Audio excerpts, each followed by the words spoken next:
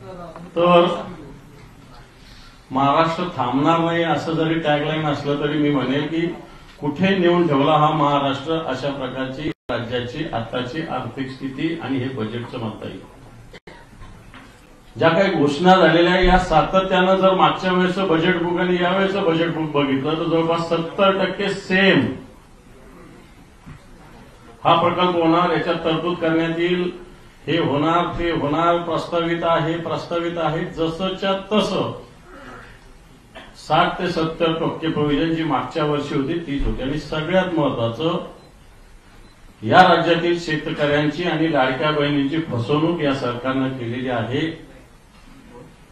कृषी विभागात भ्रष्टाचारानं बरबटलेला असताना या कृषी विभागाच्या मार्फत शेतकऱ्यांना कर्जमाफीची घोषणा करण्यात आलेली होती. आणि सगळ्यात महत्वाचं 4-5 दिवसापूर्वी, एक आठवड्याभरापूर्वी मुख्यमंत्र्यांनी एका ठिकाणी पंतप्रधानांच्या मार्फत शेतकरी सन्मान योजना, त्यात महाराष्ट्राचं सुद्धा नमो योजना आहे, याच्यात 3000 रुपये राज्याचा वाटा वाढेल अशा प्रकारची घोषणा केली होती. प्रत्यक्षात 1ही रुपयाची वाढ या सगळ्या योजनेत केलेली नाही.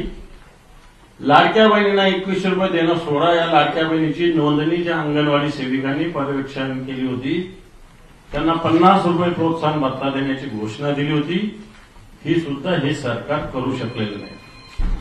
मग वेगळे प्रोजेक्ट जे आहेत, मग विदर्भातलं वैनगंगा नळगंगा प्रकल्प असेल, मराठवाड्यातले वॉटर ग्रीड असेल, फक्त घोषणा मराठवाड्यात येऊन करायच्या, विदर्भात जाऊन करायच्या. प्रत्यक्षात या कामांना कोणताही मुहूर्त या बजेटमध्ये सुद्धा आताच्या घडीला नाहीये. मोफत वीज देण्याची घोषणा केली जाते, प्रत्यक्षात मागची थकबाकीचे बिल सरकार पाठवतंय. शेतकऱ्याला वीज मोठ्या मुश्किलीनं 4 तास 8 तास सांगतात, परंतु 4 तास सुद्धा वीज मिळत नाही, अशा प्रकारची या राज्याची स्थिती आहे. आणि म्हणून शेतकऱ्यांच्या तोंडाला पाणी पुसणारं, लाडक्या बहिणींच्या विषयी फक्त घोषणा करणारं, कारण शेतकऱ्यांची कर्जमाफी अपेक्षित होती आणि कर्जमाफीची घोषणा भारतीय जनता पार्टीने आणि या महायुतीने सरकारनं केल्यामुळे बऱ्याच ठिकाणी शेतकरी कर्जफेड करत नाही. त्यामुळे अनेक वित्तीय संस्था अडचणीत आलेल्या आहेत आणि म्हणून या बजेटमध्ये कर्जमाफी अपेक्षित होती, परंतु या सरकारने या सगळ्या गोष्टी केल्या. दावोसच्या विषयी सुद्धा तशीच फसवणूक केली आहे. परंतु मला असं वाटतं डिटेल्स या राज्याचे मुख्यमंत्री म्हणून याच्या आधी ज्यांनी काम केलं ते उद्धवजी ठाकरे साहेब आपल्याला याच्या पुढील एक डिटेल्समध्ये याविषयी बोलतील. बऱ्याच दिवसानंतर तुम्हाला सर्वांना एकत्र बघून बरं वाटलं मला. दरवर्षीप्रमाणे याही वर्षी अर्थसंकल्प सादर करण्यात आलेला आहे आणि मला आज आचार्य यात्रेची आठवण आली. आचार्य यात्रे असते तर म्हणाले असते की गेल्या 10,000 वर्षात एवढा बोगस अर्थसंकल्प मी पाहिला नव्हता. या अर्थसंकल्पात मी सभागृहात बसून अर्थसंकल्प कसा मांडला जातोय, त्यातल्या काही गोष्टी जेवढे आकलेले तेवढं समजून घेण्याचा प्रयत्न मी केला. साधारणतः जर का त्याचं सार काढायचं झालं तर उद्या सूर्य उगवणार आहे, सर्वांना प्रकाश मिळणार आहे आणि व्हिटॅमिन डी सुद्धा तुम्हाला त्याच्यात मिळेल, अशा आशयाचा हा अर्थसंकल्प आहे. मला एक असं वाटतं की निवडणुकीच्या काळामध्ये वारेमाप जाहिराती केल्या गेल्या होत्या निवडणूक लढताना महायुतीकडनं. त्यातली एक जाहिरात मी इकडे आणली. आता त्याची खालची जी ओळ आहे ती ओळ बदलायला पाहिजे. मारल्या होत्या थापा भारी आणि महाराष्ट्र केलाय कर्जबाजारी, ही ओळ घेऊन त्याने आता पुढे जायला पाहिजे.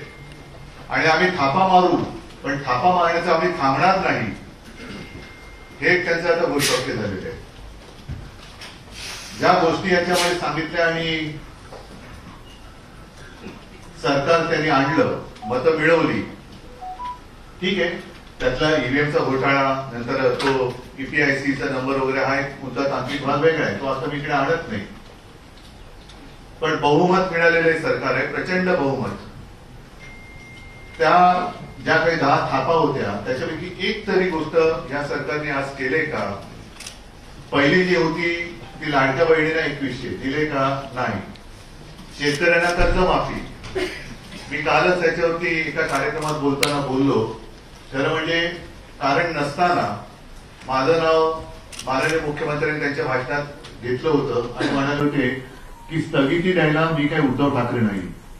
आणि मी त्यांना सांगितलं होतं की तुम्हाला उद्धव ठाकरे होता येणार नाही. उद्धव ठाकरे व्हायचं असेल तर उद्या म्हणजे आज जो अर्थसंकल्प सादर केला जाणार आहे त्याच्यात जसं मी माझ्या नागपूरच्या पहिल्या अधिवेशनात शेतकऱ्यांना कालबद्ध एक कार्यक्रम देऊन कर्जमुक्त केलं होतं तसं कर्जमुक्तीची तुम्ही घोषणा करा आणि अंमलबजावणी करा. ती झालेली नाहीये. त्याच्यानंतर प्रत्येकास अन्न आणि निवारा हे तर अखंडपणाने चालत राहणारी एक ती प्रक्रिया आहे. प्रत्येकाला तुम्ही अन्न कधी देणार, निवारा कधी देणार. त्याच्यानंतर वृद्ध पेन्शन धारकांना 2100 रुपये. जीवनावश्यक वस्तूंच्या किमती स्थिर कधी ठेवणार? तुमचं सरकार स्थिर आहे ना. एवढं प्रचंड बहुमत मिळाल्यानंतर जर सरकार स्थिर झाल्यानंतरही किमती वस्तूंच्या जीवनावश्यक वस्तूंच्या किमती स्थिर ठेवणार नसाल तर तुमच्या या बहुमताच्या सरकारला कोण किंमत देणार? हा एक प्रश्न त्यांनी विचारला पाहिजे. 25 लाख रोजगार निर्मितीमध्ये 10 लाख विद्यार्थ्यांना वगैरे हे सगळे आहे ना. विद्यार्थ्यांना 10,000 रुपये, 45,000 गावात पांदण हे त्यांनी वेगळंच हे केले. पांदण रस्ते बांधणार. आता ही घोषणा करा. आम्ही सुद्धा योजना सुरू केली होती. अंगणवाडी आणि आशा सेविकांना 15,000 आणि सुरक्षा कवच दिले का? वीज बिलात 30% कपात करून सौर आणि अक्षय ऊर्जेवर भर देण्याचे वचन. हे वचन सुद्धा चालूच राहणार आहे. कारण आम्ही सुद्धा सौर ऊर्जेचा प्रयत्न करत होतो आणि ती योजना सुरू केली होती. सरकार स्थापनेनंतर विजन महाराष्ट्र 2029 ह्या सगळ्या ज्या काही गोष्टी आहेत. त्याच्यानंतर त्यांनी जे काय म्हटलं होतं की 64,000 आता आजच्या या अर्थसंकल्पात आहे तरी काय? तर सर्वसामान्य जनतेसाठी तसं काही नाहीये पण कॉन्ट्रॅक्टरसाठी भरपूर काही आहे. मुंबईमध्येच 64,783 कोटीची कामं, विकास कामं. हा कसला विकास होणार आहे? कोणाचा विकास होणार आहे? हा कॉन्ट्रॅक्टरचा विकास होणार. कारण आत्ताच मुंबईमध्ये सगळे रस्ते खोदून ठेवलेले आहेत. आणि त्याच्यात आणखीन एक महत्वाचा मुद्दा योग्य आहे की नाही हा सर्वांनी विचार करायला पाहिजे. 2 विमानतळ जोडण्याची जी काही मेट्रो आहे ती सरकार करणार. हे काम अदानीच आहे. कारण विमानतळाची कामं आणि सगळी जागा जर का अदानीला दिली असेल तर हे काम अदानीने केलं पाहिजे. हे सरकारचं काम नाहीये. नाहीतर उद्या तुम्ही म्हणाल की अदानीला विमानतळाची जागा दिली आम्ही त्याच्यावरती रनवे बांधून देऊ, धावपट्टी पण आम्ही करून देऊ. तसं नाहीये. हे अदानीचं काम त्यांनी केलं पाहिजे. म्हणजे हे सगळी कामं मी काल म्हटलं की केवळ तुमच्या मालकाच्या मित्राच्या हिताची कामं तुम्ही करता आहात त्यातलंच हे एक काम आहे. आणि चालू काम आहेत सगळे. म्हणजे सगळे चालूच आहे त्यांचं. पण ही सगळी ज्या काही गोष्टी आहेत ना, पुणे शिरूर उन्नत मार्ग, शिर्डी विमानतळाची नाईट लँडिंग तात्काळ सुरू करणं किती वर्ष झाली? आमच्या काळापासून हा प्रयत्न सुरू आहे. नवीन विमानतळांचा विस्तार आणि विकास. पण चिपी विमानतळ बंद काय झाला? ह्याची काय उत्तर नाही. म्हणजे पुढचा पाठ मागचा सपाट असा हा अर्थसंकल्प आहे. आणि शेतकऱ्यांना तुम्ही मोफत विजेची घोषणा केली. ती मोफत देण्यापेक्षा 24 तास द्या. त्याच्यानंतर आता जसं अंबरस तुम्ही म्हणालात की आता त्यांनी मोफत विजेची घोषणा केली. पण जी बाकी आहे जो विषय आमच्या कैलास पाटील यांनी परवा काढला की आता शेतकऱ्यांना बिलं यायला लागले की पूर्वीची थकबाकी. त्या थकबाकीचं काय करणार आहात तुम्ही? त्याच्याबद्दल काहीच नाहीये. आणि बाकी एकूणच पंतप्रधान आवास योजनेबद्दल सुद्धा आत्ताच एक माझ्या हातामध्ये ती बातमी आहे. 28 जानेवारी 2025 लोकसत्तेत आलेली बातमी आहे की पंतप्रधान आवास योजनेतील खासगी विकासकांना 50 कोटींचा जादा निधी केंद्रीय गृहनिर्माण विभागाकडून अखेर विचारणा. म्हणजे हे बिंगायचं फुटायला लागलेलं आहे. कॉन्ट्रॅक्टरचे खिसे भरण्याच्या कामासाठी त्या उद्देशाने यांनी विकास विकास विकास विकास नाही हा महाराष्ट्र खड्ड्यात घालण्याचा प्रयत्न सुरू आहे. आणि तसा प्रयत्न नाही, मी तर म्हणेन हे काम सुरू झालेलं आहे. आणि ज्या वेळेला आता चर्चा सुरू होईल तेव्हा हे त्यांचेच ज्याला थापानामा किंवा जुमलानामा म्हणा हे या महायुती सरकारला एक संकल्पपत्र 2024 महाराष्ट्र विधानसभा निवडणूक भारतीय जनता पार्टी ह्याच्यातल्या तुम्ही काय आता पहिला हा अर्थसंकल्प मांडला त्यातली एक तरी गोष्ट तुम्ही आजच्या अर्थसंकल्पात मांडली का? मग हे कधी होणार तुमचे संकल्प? म्हणजे 2050 साली काहीतरी करू 3,800 काय 76 साली करू, याला या वर्षीचा अर्थसंकल्प नाही म्हणता येणार. म्हणजे एकतर अधिक कामं ही पूर्वी जी सुरू होती त्यातलीच आहेत, त्याच्यानंतर जी करणार आहोत ते उद्या करू, परवा करू, ह्या अशा पद्धतीचा अर्थसंकल्प आहे. आणि हा अत्यंत बोगस अर्थसंकल्प खरंच 10,000 वर्षात नसला तरी गेल्या अनेक वर्षात मांडला गेला असेल या विधानसभेत, असं मला वाटत नाही.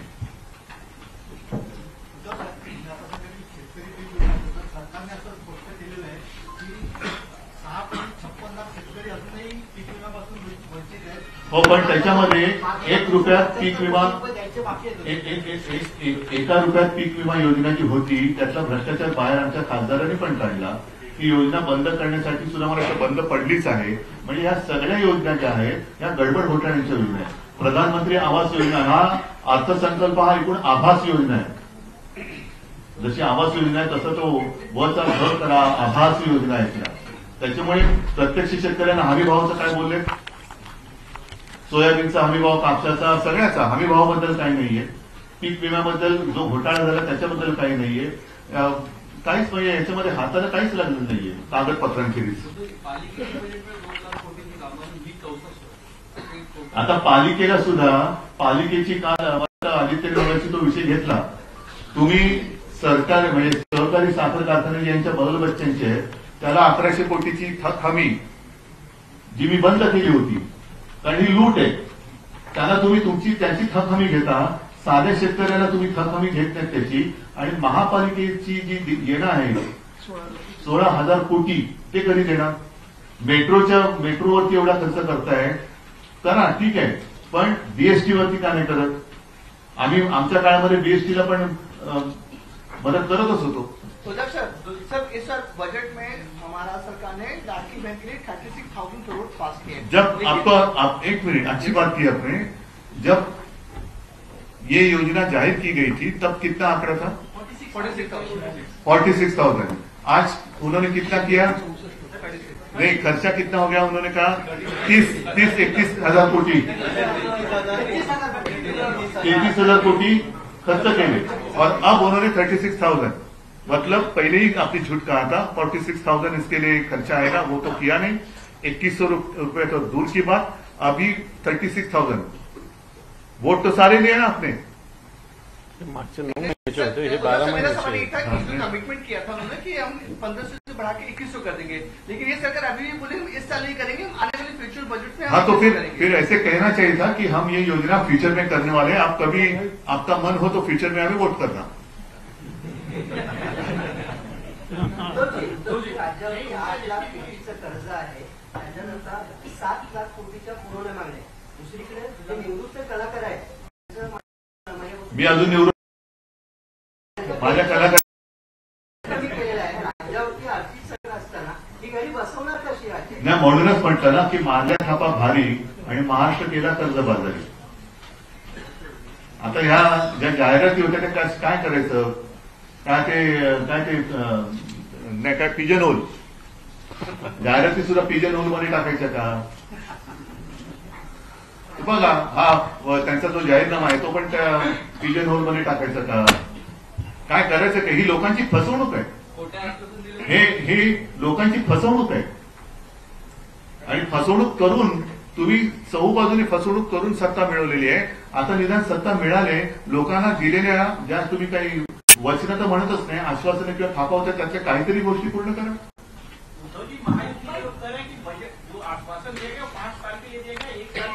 लेकिन वोट तो एक ही टाइम दिया ना आपने, तो यहां लिखना चाहिए था कि हम आने वाले 5 साल में करेंगे. क्यों नहीं लिखा?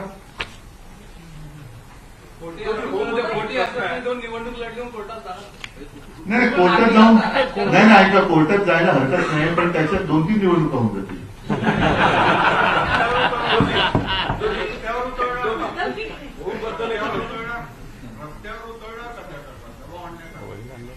नाही, दुसरं आता रस्त्याची कामं काढलेत, उतरणार कुठे? 7 विकास केंद्र मुंबई परिसरात अजून 7 विकास केंद्र. कोणाचा विकास? कॉन्ट्रॅक्टरचा. कसला विकास? म्हणजे मुंबईच्या महापालिकेची स्वायत्तता आहे ना ती कायम राखा. मुंबई तिच्या पायावरती खंबीर आहे उभी राहायला. या सरकारकडनं काही एक पैसा न घेता जी मुंबई महापालिका कोस्टल रोड बनवू शकते आणि त्या मुंबई महापालिकेच्या तिजोरीतून मेट्रोसाठी 3,000 कोटी 4,000 कोटी काढायची वेळ येते, तिचा विकास हे सरकार करू शकेल असं तुम्हाला वाटतं का? प्रश्न आहे 2024-25चा जेव्हा बजेट प्रोव्हिजन झाला होता, होमबद्दल 39,401 रुपीजचा प्रोव्हिजन, पण आता जो रिवाइज बजेट दिलेला आहे म्हणजे आज जे त्याच्यामध्ये 2,600 कोटीची कपात झालेली आहे. महाराष्ट्रामध्ये क्राईम वाढत आहे. होम मग हे पैसे कोणाच्या होम मध्ये गेले? पैसे कुठे गेले? मग तेच प्रश्न आहे सर. मग तोच आहे ना, तो विचारला पाहिजे तुम्ही. हा प्रश्न मला विचारण्याच्या ऐवजी माझ्या आधी जे बसले होते सगळे त्यांना विचारायला पाहिजे होता. मग ते काय म्हणतात? त्यांचं म्हणणार नाही तर वाढणार आहे. काय क्राईम की पैसे? पैसे वाढणार आहे. बाला साहेब ठाकरे मुंबई नागपुर महामार्ग जो है, जब 2015 में सीएम फडणवीस थे तो उन्होंने कहा था इसकी लागत 30,000 करोड़ होगी. बाद में आप जब सीएम बने तो रेट बहुत बढ़ गई 45,000 करोड़ के आसपास. आज अजित पवार ने कहा कि इसका 99% काम पूरा हुआ है और 66,000 करोड़ से ज्यादा खर्च हुआ. तो ये लागत क्यों बढ़ रही है? तो लोगों का कहना है कि में भी जमीनों की जो लोग बघा, आपका जो की गई है और लोग मंत्रियों ने भी जो है जमीनों के भाव बहुत महंगी कीमतों पे जो खरीदे. नहीं, आपका जो सवाल है ना, इस सरकार का जो ध्यान है लाडकी बहना की ओर नहीं है, लाडका कॉन्ट्रॅक्टर की ओर है. यांचे लाडके कॉन्ट्रॅक्टर ही योजना आहे, तिने हा सगळा अर्थसंकल्प गिळलेला आहे. Sir, 2 years back, all the industries were going to Gujarat. अभी डावोस में 16 लाख करोड़ के MOU साइन किए गए. क्या चल रहा है? What is happening? वो बात तो आज की छोड़ो, लेकिन हमारे समय में जितने सारे एमओयूज किए थे उसका आगे इन लोगों ने क्या किया? वो तो जमाना, वो तो समय था, वो कोरोना का था. त्या कोरोना काळामध्ये आम्ही तिकडे म्हणजे आदित्य पण गेला होता, आपले उद्योग मंत्री होते, नितीन राऊत होते, आणि आम्ही तिकडे जाऊन तिथल्या उद्योगपतींशी करार केला होता. इथले जे होते जे इकडे गुंतवणूक वाढवू शकत होते, म्हणजे जसं आता कुबल लोणची आहे, लिज्जत पापड आहे, ह्यांना आम्ही डाऊसमध्ये नव्हतं बोलवलेलं. अरे खरं ते खरं आहे ना, त्याच्यात नाही. आम्ही तिकडे जाऊन बेडेकर मसाल्यांची असं नाही केलं, आम्ही इथल्या इथेच केलं. ज्यांना इथल्या लोकांना असं जसं चितळे आहे तरी का नाही वाढायचं? भाकरवडीचे आहे तर भाकरवडीचा जो करार आहे तो इकडे करायला पाहिजे, पुण्यात किंवा मुंबईत. हा भाकरवडीचं पाकिट तिकडे देऊन गेलं करत. अरबी समुद्रामध्ये मुंबई जवळच्या अरबी समुद्रामध्ये छत्रपती महाराजांचं स्मारक भूमिपूजन प्राईम मिनिस्टर साहेबांच्या आहे. मी होतो ना बाजूला. तर त्याच्यानंतर अजून पुढे काही झालं नाहीये, त्याबद्दल तुम्ही बोलणार?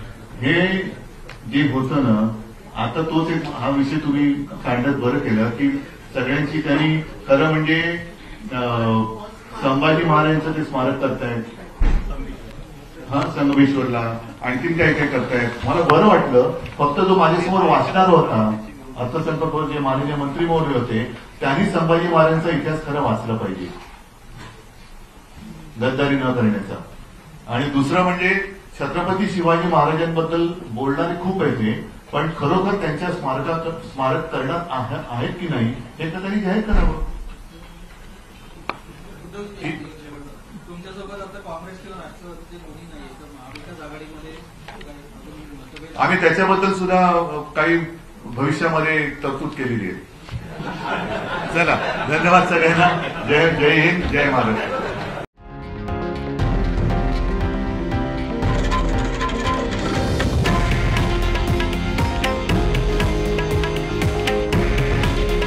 हे आहे देशातील नंबर 1 न्यूज नेटवर्क आणि आपण पाहत आहात TV9 मराठी.